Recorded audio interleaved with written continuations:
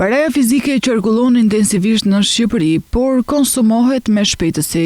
Referuar të dhënave të Bankës së Shqipërisë të përpunuara nga Skan Televizion, rezulton se çdo vit në vend përpunohen mesatarisht 90 deri në 105 milion kartë monedha, nga rreth 160 milion që janë në qarkullim në total, të cilat kontrollohen për autenticitet dhe përshtatshmëri për riqarkullim. Nga ky volum, rreth 1 në 5 kartë monedha rezulton e papërshtatshme për përdorim, për shkak të konsumimit fizik dhe zëvendësohet me kartë monedha të reja. Norma e papërshtatshmërisë ka arritur deri në 21.5% në vitin 2024, duke reflektuar përdorim intensiv të keshit në pagesat e përditshme. Sipas Bankës së Shqipërisë, kartë monedhat me prerje të vogla, veçanërisht 500 dhe 1000 lekë, kanë shpejtësinë më të lartë të qarkullimit dhe për këtë arsye konsumohen më shpejt se çdo prerje tjetër. Ato përdoren kryesisht në transakcione të vogla, si blerjet e përditshme dhe shërbimet rutinë. Ky konsum i vazhdueshëm ka edhe një kosto ekonomike.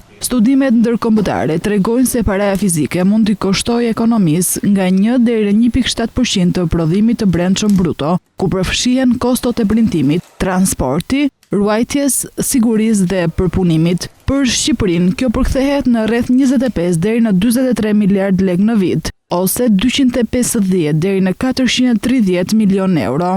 Një kosto që nuk reflektohet drejt për drejt e qytetarët, por që mbulohet nga sistemi bankar, bizneset dhe institucionet financiare. Ekspertët theksojnë se në këtë kontekst, pagesat digjitale paraqiten si më efikase dhe me kosto më të ulët, duke reduktuar shpenzimet e menaxhimit të parasë fizike dhe duke rritur transparencën në ekonomi.